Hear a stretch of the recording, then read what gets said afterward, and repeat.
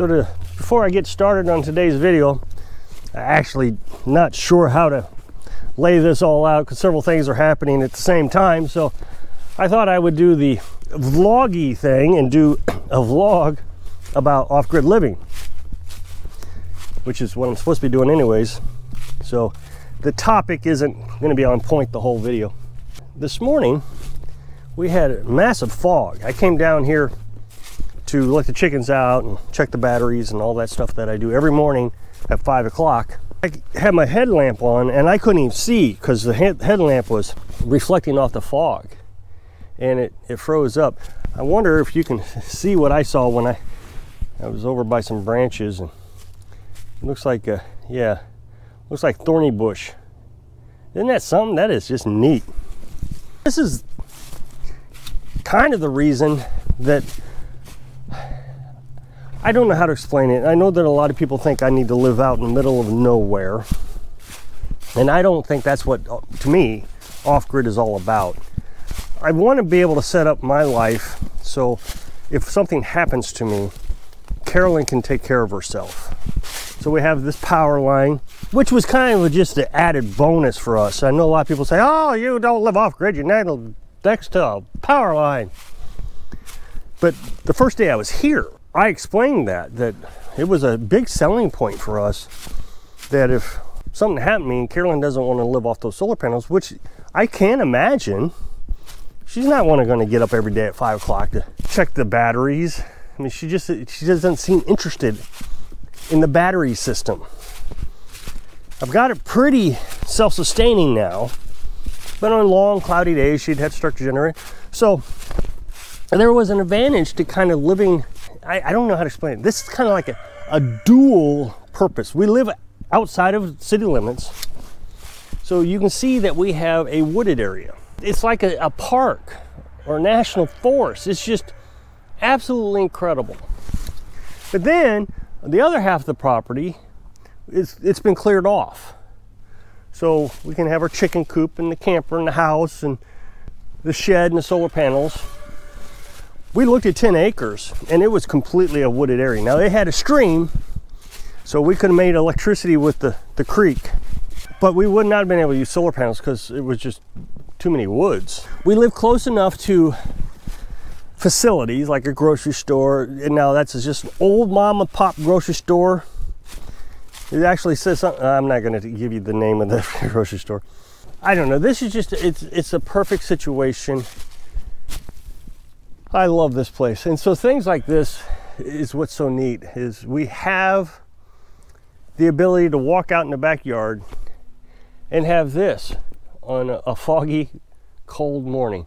It's pretty amazing. And then we have the room up there to have the chickens and stacks of firewood. Sure is just, it's unbeatable. This is not the end of the video, but I kind of hope that you enjoy this. I certainly do. This is kind of one of the reasons I make videos, to give you something to dream about, whatever your dream is. And you see, as a nomad, we never got to witness this, because as a nomad, you tried to find warmer climates in the wintertime, so you wouldn't have gotten to do this. This is just better for us. I sure do like it.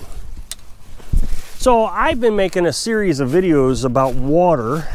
In a video I made 2 days ago, I was talking about some experiments I was playing with. I'll put an up next box to that video. At the end of this video, I was showing you how I could boil water in a plastic bottle, and I made distilled water using a pressure canner. And I've been talking about the well a lot. As a nomad, water is such a valuable thing. And the thing is we could only carry 40 gallons of water.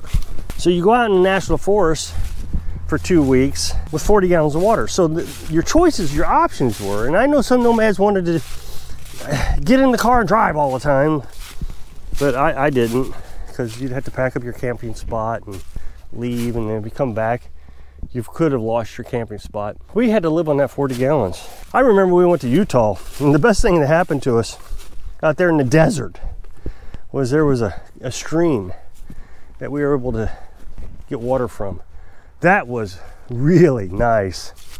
There was a possum here last night, And I'm always concerned about the possums and the raccoons being this close to the chicken run. So I was getting ready to put the chickens away, and he was right here. And I thought, well, I better get him. Well, I couldn't get to him fast enough. I was way up here. I had the headlight on so you could see the reflection of his eyes. I figured if he would run, I could have heard him rustling through the leaves. But I never did hear him. I got over here. I messed up my stuff here trying to find him. So he either went into the wood pile or he climbed the cedar tree. Like I was saying, it was Utah and there was a stream. Oh, that was so cool.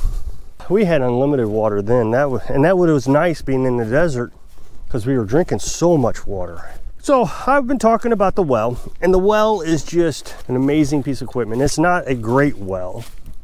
It's about 130 feet deep. It would have done better if it was deeper. But the thing I like, well, not the thing, there are many things that I like about the well. But one of the things I liked about the well is, in order to drill a well, it would be about $5,000. This property was $4,200. So the well has paid for the property. The property is free when you really think about it, because if I'd had to dig a well or drill a well, we'd have been up to almost 10,000 bucks. But this one was in bad shape, and I'm criticized a lot for it. I've told you about code enforcement coming around and inspecting it because my subscribers keep claiming that they are retired code enforcement. So they report me saying that I'm harming the groundwater. So what you have is you have water down there 130 feet in bedrock. And it's probably coming from a natural spring or well, the way you got to think of it, and I learned this in a video, is there is a riverbed underneath here. And the one I saw, they dropped a camera down an old abandoned well. It was out of water. It was probably in the desert area, if I had to guess. It was just a big cavern, a big cave that looked like it was probably a riverbed. Well, so it's the same thing. Now this is a riverbed in bedrock. So it would, imagine that you have a creek full of gravel. You stick your hand in the gravel, it'd be just wet, it'd be water running. That's what this is. So you have a hole in that gravel that you drop your well pump down into. I don't know, this thing is just, I wish I could explain it to you. I saw a guy, and it's true, he was on YouTube, he was building a house, a tiny house, I guess. And he's up in his loft, and it's raining. He says, "Hear the rain? That's just amazing." And he says, "I know, that sounds crazy, but until you build your own roof, you don't know what it's like to keep water out of your house." And that's true. It's absolutely amazing. Same thing with the well. Until you actually, I guess, experience doing a well yourself. I know I didn't drill the hole, but I had to fix it. I had to use this well packer and a well liner here. I've had some issues with this falling down and the rope stretching. I've changed out pumps. I used to have this 33-gallon minute pump. Now I've got a 15-gallon minute pump. It's ran off 110 volts, which is very uncommon well pump. And I can run it off solar now. So completely self-sustaining. If I have to, I can run it off this generator. Now somebody asked me about this. Why did I have this in here? This is the chainsaw. He is right. You should not put oils and gas inside your well house, because if it leaks, it could leak down into your water. That is why you have always seen it on its opposite side of its fuel tank. And that way, if it leaks, it won't leak onto the ground. It can't leak. It's all the. And I always make sure these are empty before I store them. Good point. Yeah, you shouldn't put this in here with the tank ability to leak oil and gas, or anything for that matter. The generator, we only ran propane on the generator. We never put gasoline in it while it was up here. The pride I have in this is amazing. Somebody asked me, "Aren't you worried about your well running dry?" And honestly, I'm not. And the reason I'm not is I've showed you this natural spring down the hill a ways. And here's a little video clip of that natural spring. I'm down here at the closest town there is next to me. This is an unincorporated town. It was voted unincorporated maybe a dozen years ago, 10 years ago, sometime like that. This is a little city park. The very interesting thing about it is this right here. This is a natural spring. I tell you, the kids keep messing with it. The way it works is it's supposed to be dammed up. So this will fill up with water once it's dammed up, and then the water, whatever your dam is, will roll over the dam and come down into this portion here. But the kids, for some reason, keep taking out, it's broken over the years is my guess, but they keep taking the dam out. I always re-dam it. This was one of the selling points for me when we moved here. I'm gonna back up water supply. If you're gonna live off grid, I see so many people on YouTube make the mistake of not considering water better. I think that this well, see, we're probably 150 feet higher than that natural spring. We're up on a hill, and we're in the mountains of Missouri. So we're up on this hill, and then on the other side of us, down a ways, there is a artisan well in some guy's yard. He's made a fountain out of it, and that water just kind of boils up out of the ground into this fountain that he's made. It's pretty cool to watch. So we're on top of the hill. I think there is a natural spring feeding this, which feeds that spring down on this side and that artisan well down on that side. Now you got to imagine that artisan well is basically a spring that's just kind of boiling out of the ground. So what that tells me, since it's an artisan well boiling out of the ground, is the water level, the groundwater level, is higher than that guy's property. So if you dug a hole into the side of the mountain, water would just come rushing out at him. That's kind of what I imagine. I don't know how true that is, but that's what I think. So I don't think we'll ever run out. I think there's a good flow of water coming around here. And Missouri is not a droughted state. I mean, I say that Mississippi last 2 years have been pretty dry, but all in all, it's not like the desert. When we're dry, we can't farm as well as we used to. That's what the definition of that is. But this is important. I read an article yesterday that should concern everybody. You know, I get these commenters who tell me, oh, you should just hook up to the grid, it'd be a lot cheaper. And you know, they think, they miss the point. And I'm sure they're trolls, don't get me wrong, I'm sure they're trolls. The point is to rely on yourself, not to rely on an individual. So I read this article. There's a town in Pennsylvania that their public water district was hacked.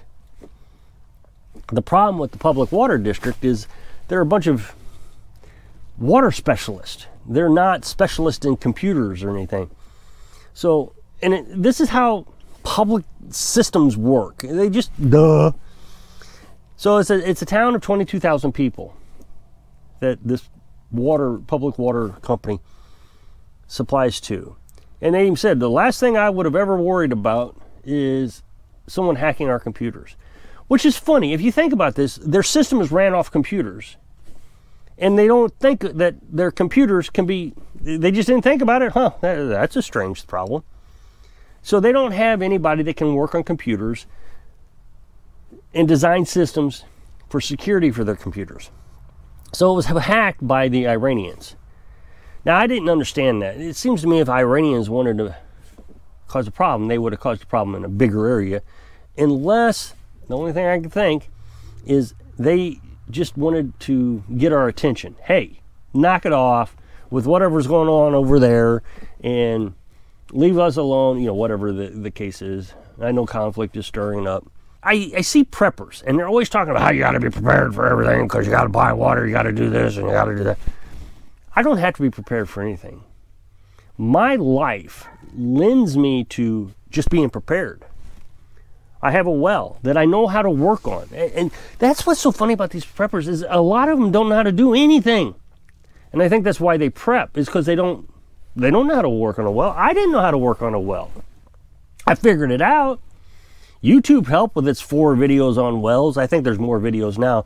But when I was trying to figure out how to do a well packer, there was 2 videos. Well, I guess there was 3 videos. One of the videos was just completely wrong. I don't know what they did, but it wasn't right. And then there was an expert who did one, a regular well guy. But he was so busy working with his well, he didn't really record what he was doing. And then the 3rd video was a family. And I got the best sense from them on what to do. So there wasn't a lot of information. but I still figured it out. And I think that's what makes a good prepper, is being able to deal with situations on the fly. If you want to be a prepper, you're going to have to be prepared for all kinds of stuff that you may not have thought about before it happened. So you got to be able to adjust. I hear people talk, I'm going to have a mag. Now, I guess this is an Army term. A mag is a group of people that all have a common interest. And so I guess these preppers are going to have a mag who are going to work for them. Well, I don't need to. I have 4 things that I need: food, water, shelter, and defense. If any of those things break, I know how to fix them. So if you'll click this up next box, it'll take you to a video where I was talking about the well and different water things that I played around with in my life. So if I can inspire you, stop being prepared and just do it so you can live your dreams. Thanks for watching.